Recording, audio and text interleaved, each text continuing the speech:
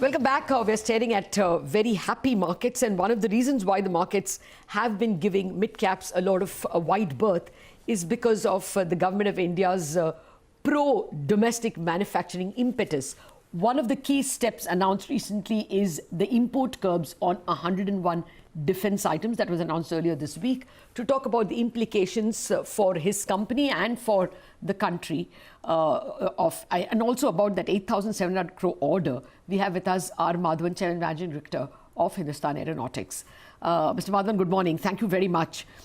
These 101 import items ban. Good morning. How will that impact you?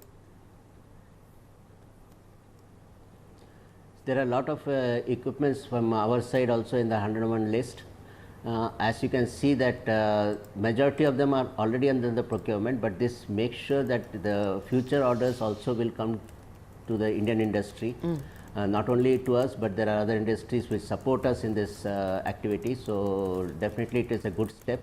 And secondly, one more thing that has to be seen is that this 101 list is the initial list, and this will keep on improving and making sure that more and more of the defense procurement comes to the Indian industry. Can you quantify it? I mean, are you likely to put in some investments now to cater to this incoming demand? Which are the main items that might interest you? We are putting our capex into the increasing the capacities as well as the improving the efficiencies of productions. At the same time, our vendors, that is the ones who are supplying us the basic materials, they are also improving the capacities. So this will definitely be a positive thing for us to put our monies in. Secondly, the first thing that has come up was just yesterday, the DAC has cleared the requirement for 106 STD-40, that is the basic trainers. So this is the first one which has come off the block after the declaration of the 101 items on the indigenous list. So this is a positive approach, and as you can see, after the new defense acquisition policy has come in, the things have started moving faster, and we hope that the order placements after the DAC approval also will take as short a time as possible. We were slotting this order for the next year's our order book, but it appears that it might happen this year itself. Okay. Mr. Madhavan, this 8,700 crore rupee trainer aircraft order, can you tell us some more about it? I mean, by when does the execution pick up? And typically, I mean, defense orders take a long time to execute. So what's the period in terms of revenue recognition on an order as large as this? See, the order, if it is placed, the total order quantity initially is for 70 aircrafts, and that we are planning to do within the 5 years from the date of order, that we could take it as T0. So hopefully that if it comes in quickly within this financial year, then within 5 years the revenue recognition can be taken.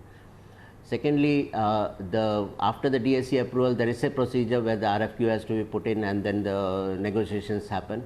So hopefully that should move faster under the new rules as compared to earlier, where it used to take years for them to finalize the order. So with this, so hopefully, if suppose by this month, this year end, if this order is placed, then within 5 years we will be completing the whole supply of all the 70 aircrafts. And now with this order, where does it take your total order book position? See, this we had an order book position as of the beginning of this year at 52,900 crores. This will add another 7,000 crores.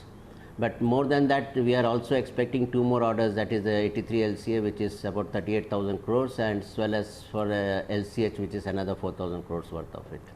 So these are the ones that we add up, and by the year end, we hopefully will start the next year with an order book of more than 1 lakh crores. Okay. What will that translate in P&L form? I mean, last year your revenues were about 21,000 crore. What may you do now? And what is last year the revenue growth was 7.6%. What can we expect in terms of compounded annual growth rate?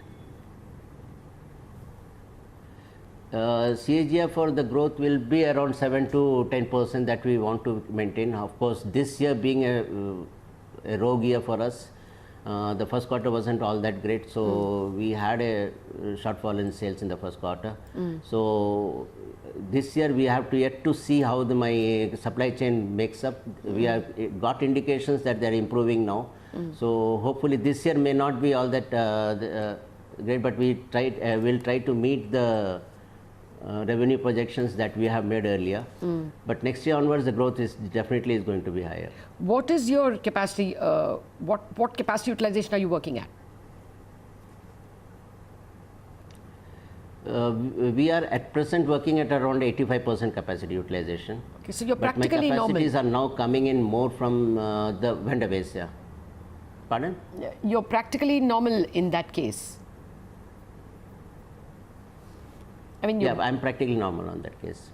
All my factories are working full time. okay. Will you be able to improve margins in any fashion, or will you be around this 22-23%? My EBITDA margin was around 24.75% last year, and we will be in the same range of 23 to 25%. Okay. No, because metal prices are going up. Is there anything that can take away from the margins, or anything that can improve it? No such factors on the anvil? Okay.